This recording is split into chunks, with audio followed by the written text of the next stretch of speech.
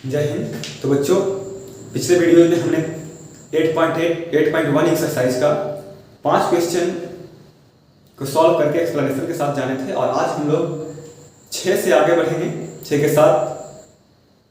और यदि आप चाहते हैं कि त्रिकोणमिति का पूरा फॉर्मूला मिले तो त्रिकोणमिति का फॉर्मूला एक पूरा अभी जो वीडियो चल रहा है त्रिकोणमिति का, वो त्रिकोणमिति क्लास 10 के प्लेलिस्ट में है और पहले जितने भी फॉर्मूला त्रिकोणमिति के बारे में पढ़ाए गए हैं वो फॉर्मूला का पूरा वीडियोज है और उस फॉर्मूला को आप याद कर सकते हैं, देख करके लिख सकते हैं और लिखने के बाद अगर एक भी क्वेश्चन आपसे छूटे तो कह सकते हैं कि हाँ छूट गया, क्योंकि उतना फॉर्मूला दिया गया जिसमें सारा का सारा 10th का पूरा ट्रिग्नोमेट्री बन जाएगा। अब देखिए यहाँ पे 6 नंबर क्वेश्चन है, दिया हुआ है if angle A and angle B are acute angles and cos A equal to cos B then prove that angle A equal to angle B। तो बच्चों यहाँ पे दिया हुआ है A and B are acute angle, cos A equal to cos B। अगर cos A और cos B दिया हुआ है इसका मतलब है एक राइट एंगल ट्रायंगल बन रहा है। A C B लिखा गया है angle A and angle B are acute angle. तो A एंड B जो है वो एक्यूट एंगल है और C जो होगा वो क्या हो जाएगा 90 डिग्री हो जाएगा। Given cos A equal to cos B, solution करेंगे। गिवन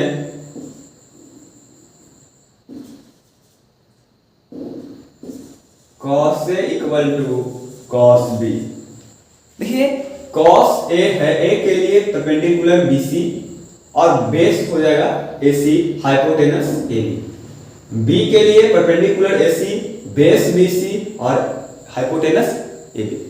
cos A होता है B by H, इसका होता है B by H, लेकिन इसका बेस का मान अलग रहेगा। ये B फॉर A है और ये B फॉर क्या है B है।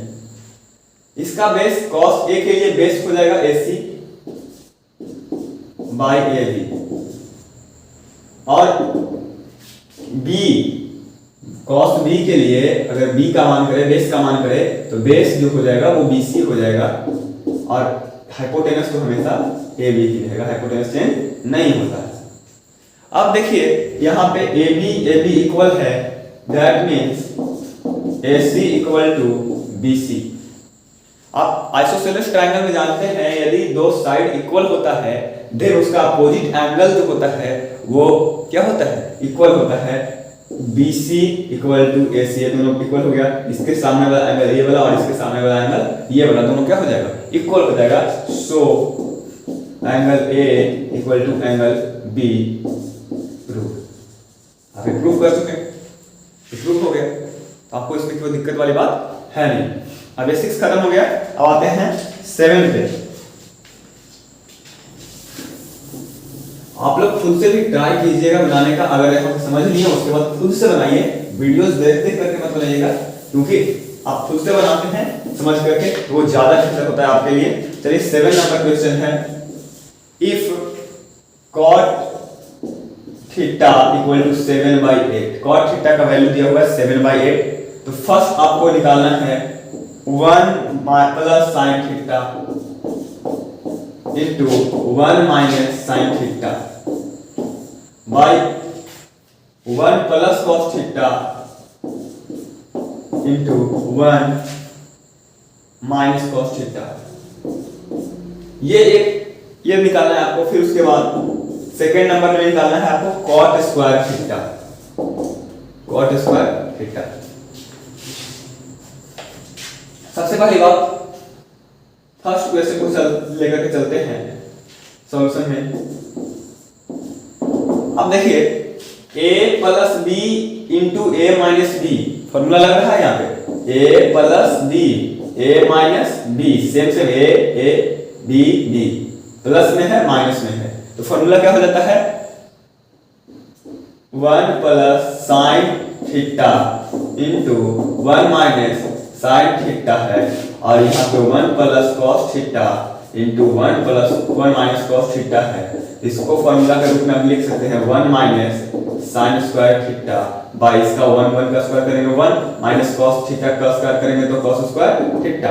1 माइनस साइन स्क्वायर थीटा का फॉर्मूला आप देखे होंगे कॉस स्क्वायर थीटा होता है, और यहाँ पे 1 माइनस कॉस स्क्वायर थीटा का फॉर्मूला होता है sine square theta. Cos square theta by sine square theta is equal to cot square theta.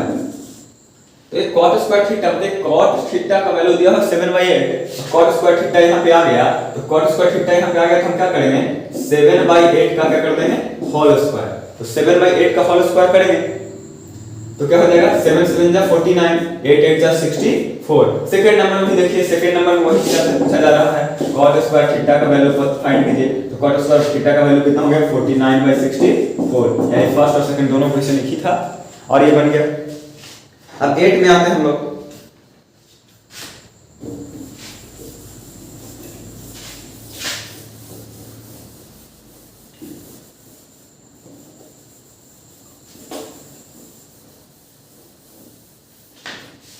Eight में दिया हुआ if 3 cot theta equal to 4, तो यहाँ पे 1 है 3 cot A इक्वल टू 4। तो चेक करना है, to check 1 minus tan square theta, तो सॉरी tan स्क्वायर है मतलब tan स्क्वायर A और 1 plus tan square A equal to cos square A minus sin square, cos square A minus sin square.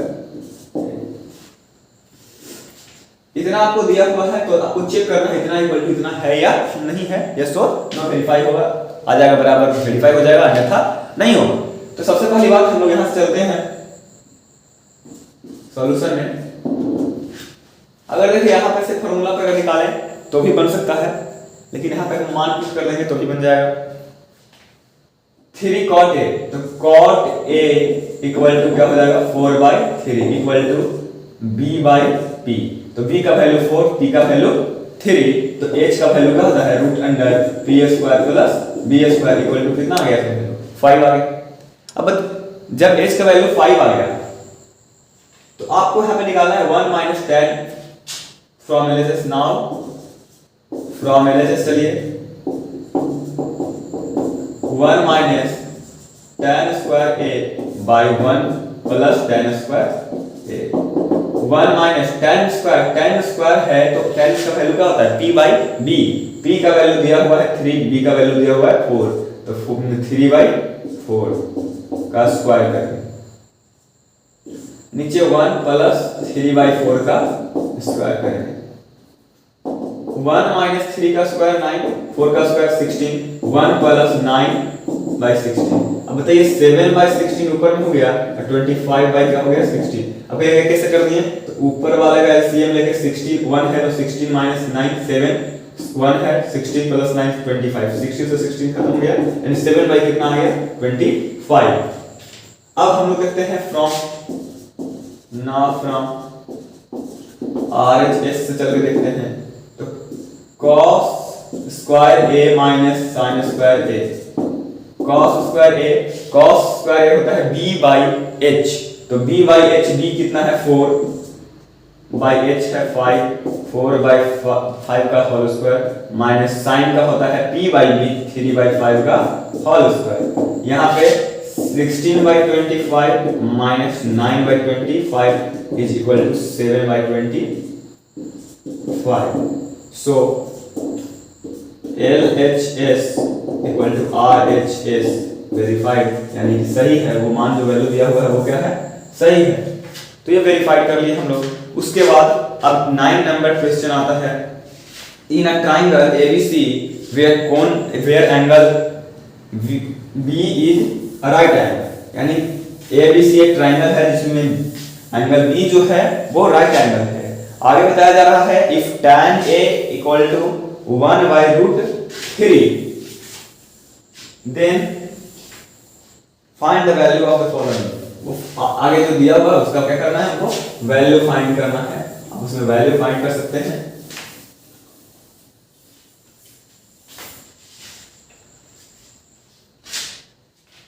9 number question,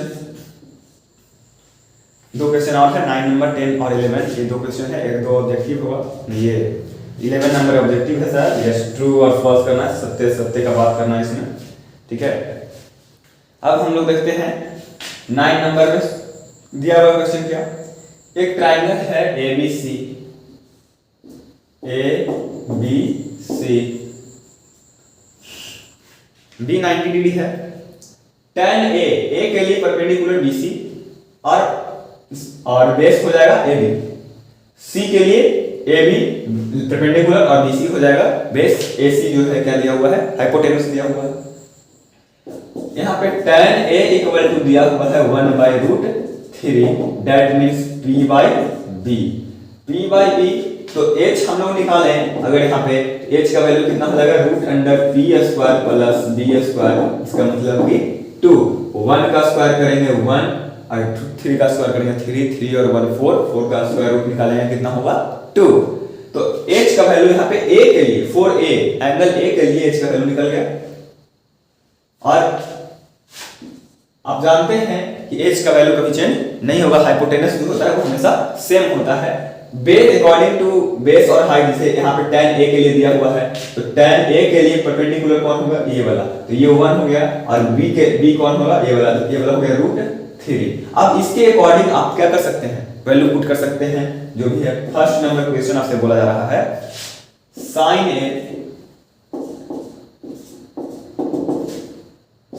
A into cos C plus cos A into sine C। देखिए ये तो आपको दिया हुआ है, तो formula में direct बन जाता, क्योंकि इसका फॉर्मूला आता है, क्लास 11 में आप जाइएगा तो sin A into cos B plus cos A into sin A plus B का।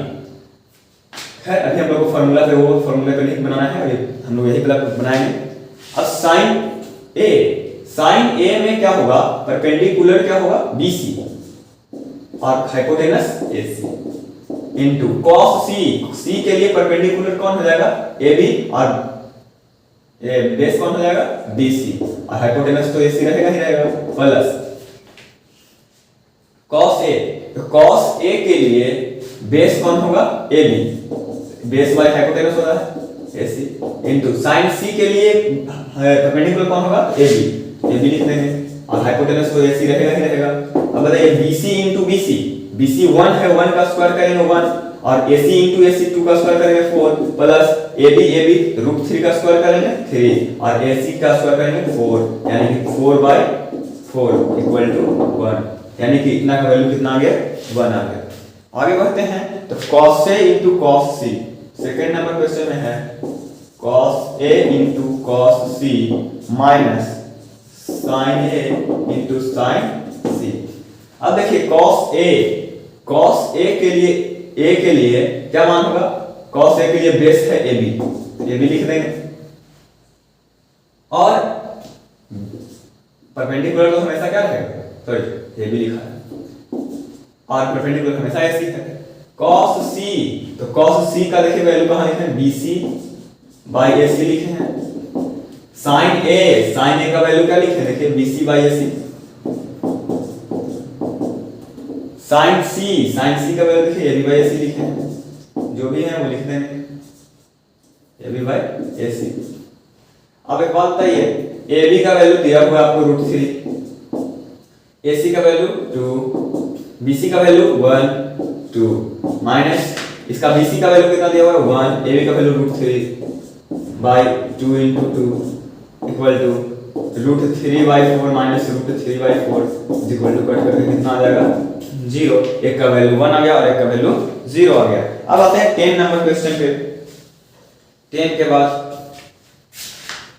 11 है, अब बस ये चैप्टर फ्री है, एक्सरसाइज फिनिश हो जाएगा, उसके बाद हम लोग आगे पढ़ेंगे 8.2 और सारा का फॉर्मूला दिया हुआ है, आप हम उसका लिंक भी डिस्क्रिप्शन में डाल देंगे, आप चेक कर सकते हैं पूरे फॉर्मूला को। पहले पूरा फॉर्मूला याद रहेगा, बनाने में आसानी होगी, समझने में आसानी होगी। यदि प्रॉब्लम यहाँ पे होता है ट्रिग्नोमेट्री में कि फॉर्मूला आपको याद नहीं है, और फॉर्मूला याद नहीं है तो बहुत बड़ा दिक्कत है, इसीलिए फॉर्मूला याद जरूर करें।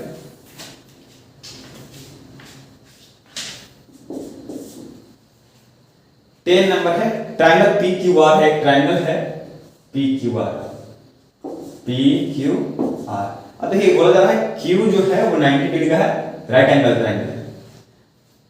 P R plus P Q, P R plus P Q, ये दोनों को ऐड करने के बाद दिया हुआ है, ये दोनों को ऐड करने के बाद दिया हुआ है P R plus P Q equal to 25 centimetre, और पी क्यू को अकेले दिया हुआ है, सॉरी क्यू आर दिया हुआ है यहाँ पे, sorry P R plus Q R equal to 25 और पी क्यू अकेले दिया हुआ है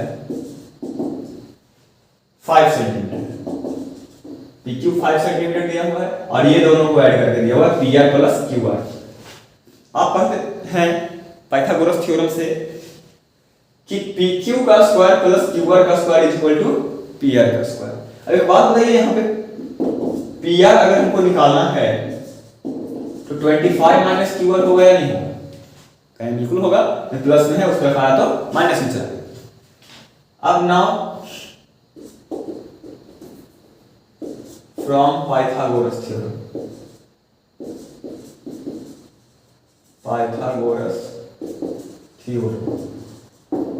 पाइथागोरस थ्योरम से चलें, पाइथागोरस प्रमेय से चलें तो देखेंगे कि पी आर का square equal to P Q का स्क्वायर प्लस क्यू आर का स्क्वायर। बताइए पी आर का जो स्क्वायर है, पी आर का वैल्यू हम क्या पुट कर सकते हैं? 25 माइनस क्यू आर का whole square equal to P Q का वैल्यू दिया हुआ 5 का स्क्वायर और क्यू आर है तो क्यू आर की क्या करने दीजिए, रहने दीजिए। यहाँ पर बताइए 625 plus 50 Q R plus Q R का whole square equal to 25 plus Q R का whole square. Q R whole square Q R का होल स्क्वायर खत्म हो जाएगा, कैसे प्लस में इस तरफ तो माइनस में, ऐसे भी जीरो, और या फिर इक्वल टू के दोनों तरफ क्या कर सकते हैं, कट कर सकते हैं। अब एक बात बताइए जरा, यहाँ पे कैसे किए हैं? a माइनस b का होल स्क्वायर के रूप में यहाँ पे तोड़ के बनाए हैं, a square plus 2ab, sorry minus 2ab होगा, सॉरी माइनस 2ab प्लस में b का स्क्वायर यानी क्यू आर का स्क्वायर, ये था तो हाई का स्क्वायर किए 25 प्लस क्यू आर का स्क्वायर। अब देखिए माइनस 50 क्यू आर और इधर में क्या था 625 इक्वल टू कितना 25। ये प्लस वाले यानी कि वेरिएबल्स वाले को वेरिएबल्स के साथ, नॉन वेरिएबल्स वाले को नॉन वेरिएबल्स के साथ लेके चले जाते हैं, तो 625 minus 25 is equal to, minus में है उस तरफ जाएगा तो प्लस में 50 Q R, 600 is equal to 50 Q R, that means Q R equal to 600 by 50, कितना टाइम कटेगा 12 टाइम्स में। अब क्यू आर का वैल्यू निकल गया तो पी आर का भी वैल्यू निकल जाएगा, equal to 25 minus Q R equal to 25 minus 12 equal to 13 centimetre. यहाँ पे क्यू आर इक्वल टू हो गया 12 सेंटीमीटर, तो क्यू आर निकल गया 12 सेंटीमीटर, ये हो गया 13 सेंटीमीटर। तो आपको तो सारा कुछ दे दिया। अब आपको निकालना क्या है? यहाँ पे देखिए बोला जा रहा है sin p cos p tan p का मान ज्ञात करें। Find the value of sin p, tan p and cot p. sin p first number, sin p p के लिए परपेंडिकुलर क्या होगा? Q R by P R, Q R 12 P R 13। Second number cos p, तो cos p equal to cos p के लिए base कौन होगा? pq, तो pq by P are 5 by 13 tan p, tan p के लिए p है तो p के लिए परपेंडिकुलर और बेस ये वाला है तो qr लिखाएगा और y में pq लिखा जाएगा। तो qr बाई pq, qr कितना है 12, pq कितना है 5, तो ये आपका क्या हो गया? पूरा वैल्यू निकल गया 10 तक। इसके बाद 11 है which of the following is true or false, आपको बताना है ट्रू और फॉल्स। तो फर्स्ट क्वेश्चन बोला जा रहा है, जो देखिएगा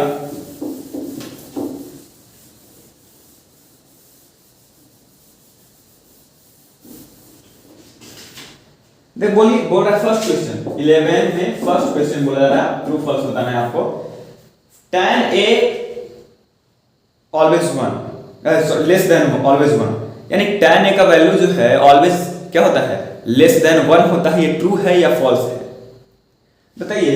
यदि ऑलवेज 1 से लेस देन होता तो उसका tan 45 डिग्री का वैल्यू 1 कैसे हो सकता था।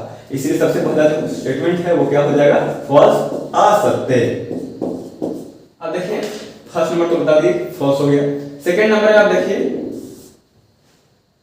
कि बोला जा रहा है आपसे कि एंगल ए है, उसके लिए क्या सेक ए का वैल्यू 12/5 हो सकता है। तो आप जानते हैं हाइपोटेनस बाय बी होता है इसका, हाइपोटेनस बड़ा हुआ बेस या परपेंडिकुलर से, तो हाँ ऊपर में है। सेक ए का वैल्यू क्या होना चाहिए, मोर देन 1 होना चाहिए, क्योंकि बेस जो रहता है या परपेंडिकुलर जो भी रहेगा, मतलब बेस इसमें बेस होता है, लेकिन परपेंडिकुलर और बेस में से कोई भी अगर नीचे रहेगा तो हाइपोटेनस अगर ऊपर रहता है तो डिवाइड नहीं है तो 1 से क्या आएगा, ज्यादा ही आएगा। इसीलिए इसका वैल्यू क्या है, ट्रू हो जाएगा, सत्य। अब आगे बोला जा रहा है थर्ड नंबर, बोला जा रहा है cosecant cos A is the simplest form of cosecant। cos A अगर है तो ये क्या है, कोसाइन है ना। cosecant तो cosec के लिए होता है, cos का क्या होता है, कोसाइन। इस कोसाइन का शॉर्ट फॉर्म है, संक्षिप्त रूप है, लेकिन cosecant का cosec होता है ना कि cos होता है, इसीलिए बात रॉन्ग हो जाएगा, सॉरी फॉल्स हो जाएगा, ट्रू नहीं, असत्य। फोर्थ नंबर बोला जा रहा है cot A जो है वो cot और A का मल्टीप्लाई नहीं सर, ये cot A अगर जो है तो ये cot एंड A का मल्टीप्लाई नहीं है, ये cot जो है ट्रिगोनोमेट्रिकल रेशियोज है और A जो है यहाँ पे एंगल को दर्शाता है, ना कि ये मल्टीप्लाई है। ये भी बोला जा रहा है जो फॉल्स है, यानी असत्य। अब आगे है थीटा कुछ भी रहे, बोला जा रहा है थीटा कुछ भी रहे, sin थीटा इक्वल टू 4/3 हो सकता है, नहीं हो सकता, 4/3 हो सकता है, नहीं हो सकता।